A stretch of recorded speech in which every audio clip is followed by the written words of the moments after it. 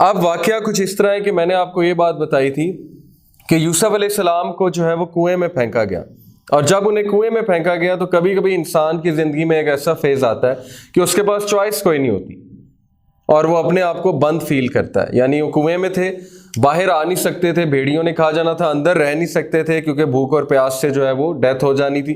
The only choice he had was to connect to Allah and he died. اور اللہ تعالیٰ نے انہیں جواب دیا. اللہ نے کہا کہ ایک دن آئے گا کہ تم ان کو ان کے افیئرس بتاؤ گے. اللہ کی طرف سے اشارہ بھی آ گیا.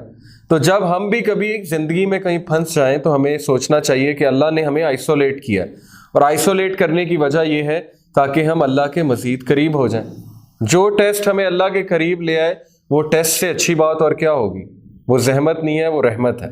تو یہ چیزیں ہم نے دیکھی. اب انشاءاللہ سٹوری آگے جا رہی ہے. میں نے آپ کو بتایا کہ یوسف علیہ السلام کو اب اللہ نے اسٹیبلش کیا اس لینڈ میں، ایجپٹ میں، کیونکہ ایک سوشل ریولوشن لانی ہے یوسف علیہ السلام نے، اور اللہ انہیں جنگل سے نکال کے محل میں لے آئے. تو ہم 21ویں آیت سے شروع کرتے ہیں. اعوذ باللہ من الشیطان الرجیم. وقال الذی اشتراه من مصر لامرأته اکرمی مثواه عسى ان ينفعنا او نتخذه ولدا. اب بات ہو رہی ہے عزیز مصر کی. who was the finance minister، جنہوں نے خریدا تھا یوسف علیہ السلام کو، اور he understood his worth. انہیں پتا تھا کہ یہ کوئی عام بچہ نہیں ہے.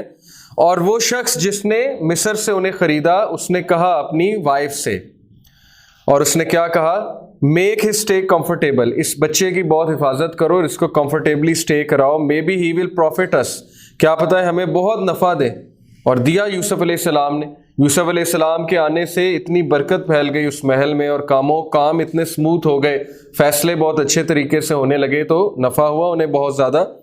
یا ایسا کہ ہم اسے ولدا، ہم اسے جو ہے اپنی اولاد بنا لیں گے، اڈاپٹڈ سن. یعنی اس حد تک ان کے مائنڈ میں تھا کہ کیونکہ ان کی اولاد نہیں تھی، وہ جو تھے عزیز مصر، ان کی کوئی اولاد نہیں تھی، تو انہوں نے سوچا کہ ہم اس کو بیٹا ہی بنا لیں گے کیونکہ یہ کوئی رائل بچہ لگتا ہے. وَكَذَلِكَ مَكَّنَّا لِيُوسُفَ فِي الْأَرْضِ. اس ایک سینٹنس میں دیکھیں، قرآن کے ایک ایک سینٹنس میں حکمت ہے. اس کے پیچھے کیا حکمت ہے؟ اللہ سبحانہ وتعالیٰ انسان کو کیا بتانا چاہتے ہیں اس ایک سینٹنس سے؟ وَكَذَلِكَ مَكَّنَّا لِيُوسُفَ فِي الْأَرْضِ. Thus did we establish Yusuf in the land. پس ہم نے یوسف کو اسٹیبلش کیا. کہاں پہ؟ اس جگہ پہ. اس سے ثابت یہ ہوتا ہے کہ سکوپ نہ ڈگری کا ہوتا ہے، نہ سکوپ جو ہے کسی چیز کا ہوتا ہے. سکوپ اللہ کی طرف سے ہوتا ہے. جب اللہ نے آپ کا سکوپ بنانا ہے تو اللہ سبحانہ وتعالیٰ آپ کو کسی بھی ڈگری سے دے دیں گے. لیکن اس کا یہ مطلب نہیں کہ آپ ڈگری دیکھ کر پرسو نہ کریں. بتانے کا مقصد یہ کہ الٹیمیٹلی ساری کی ساری جو قوت ہے وہ اللہ کے پاس ہے. ہر چیز اللہ نے اسٹیبلش کرنی ہے. تو جو شخص اللہ تعالیٰ سے رابطہ رکھے گا اور جو شخص اللہ سے ڈائریکٹ مانگے گا، رزق مانگے گا، حلال رزق مانگے گا، تو اللہ ول اسٹیبلش دیٹ پرسن. تو یہ اللہ کی طرف سے اسکوپ از فرام اللہ سبحانہ و تعالیٰ. یہ ایک بہت امپاورنگ تھاٹ ہے اگر آپ اس کے بارے میں سوچیں. ہم جو ہے وہ کہتے ہیں کہ اس وجہ سے سکوپ ہے، اس کی وجہ سے سکوپ ہے. وہ باتیں اپنی جگہ ہیں، وہ تو دنیا کی باتیں ہیں. لیکن اللہ جو بات بتا رہے ہیں کہ جس کا سکوپ میں نے بنانا ہو تو میں جنگل سے اٹھا کے اس کو محل میں بھی لے آتا ہوں. اب کسی نے نہیں سوچا تھا کہ یوسف علیہ السلام جو ہے وہ وہاں سے ولیج سے اٹھ کر محل میں آ جائیں گے، وہ بھی عزیز مصر کے محل میں، فائنانس منسٹر کے محل میں. ایک عام بچہ، یعنی کہ جس کو کوئی جانتا نہیں ہے، جو جنگل میں رہ رہا ہے، اللہ نے اس کا سکوپ کریٹ کیا. تو اللہ کہتے ہیں وی اسٹیبلش یوسف. اور اسٹیبلش سے مراد صرف یہ نہیں ہے کہ اس کو جگہ دی. اسٹیبلش سے مراد ہے کہ اللہ سبحانہ و تعالیٰ نے نہ صرف انہیں جگہ دی، انہیں عزت بھی دی، انہیں شہرت بھی دی، اور ان کا انتظام کیا، اور ان کے تھرو لوگوں کو انفلوئنس بھی کروایا، کیونکہ اب اللہ ان سے کام لینے جا رہے ہیں. تو قرآن کی ایک ایک سینٹنس میں جو ہے وہ بہت حکمت چھپی ہے.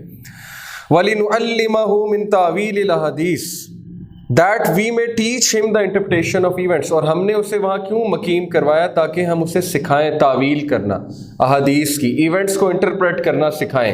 اور پھر اللہ کیا کہتے ہیں؟ وَاللَّهُ غَالِبٌ عَلَىٰ أَمْرِهِ. اس سینٹنس میں بھی اگر آپ اس کو سمجھ لیں تو انسان کی پرسنالٹی جو ہے وہ بہت زیادہ بوسٹ ہوگی. اللہ کہتے ہیں کہ اللہ بے شک اللہ غالب ہیں اپنے امر کو امپوز کرانے میں. جب اللہ نے ایک فیصلہ کر لیا ہے تو اللہ اس کو امپوز کرا کے ہی رہیں گے، اور اللہ سبحانہ و تعالیٰ کو کوئی نہیں روک سکتا. نہ اللہ کے خلاف کوئی بغاوت کر سکتا ہے، نہ ریزسٹ کر سکتا ہے، نہ اس کو چیلنج کر سکتا ہے اس کے ڈیسیجن کو. ایک دنیا کا سپریم کورٹ کا بھی فیصلہ آ جائے وہ چیلنج ہو سکتا ہے، لیکن اللہ کہتے ہیں کہ میری جو سپریم کورٹ ہے، اگر وہاں سے ایک فیصلہ آنا ہے تو پھر آنا ہے، پھر پوری دنیا کی آرمی بھی کچھ نہیں کر سکتی ہے. اس لیے جب اللہ اپنے بارے میں ایسے بتا رہے ہیں تو انسان کو بتانا کیا چاہتے ہیں؟ بتانا یہ مقصود ہوتا ہے کہ ناؤ یو شوڈ تھنک کہ how you are ignoring. You should know کہ تم کس ہستی کو اگنور کر رہے ہو، جو کہ آل پاورفل ہے، آل مائٹی ہے، جس کے ہاتھ میں سب کچھ ہے. تو you should be going to him. اگر تمہارا اولین فرض یہ ہونا چاہیے کہ اس کے پاس جاؤ، اور کبھی بھی اس کی رحمت سے جو ہے وہ مایوس مت ہو. وَلَكِنَّ أَكْثَرَ النَّاسِ لَا يَعْلَمُونَ. And Allah has full power and control over His affairs, but most of the men do not know. یہ فیکٹ ہے کہ بہت سے لوگ جو ہیں، بہت سے لوگ، وَلَكِنَّ أَكْثَرَ النَّاسِ، اکثر لوگ جو ہیں، لَا يَعْلَمُونَ، they don't know کہ اللہ سبحانہ و تعالیٰ کی ذات یہ ہے. تو اللہ تعالیٰ ہمیں بتا رہے ہیں، ہماری خوش نصیبی ہے کہ ہم قرآن کی یہ ورسز پڑھ رہے ہیں اور ہمیں پتہ لگ رہا ہے اللہ کے بارے میں.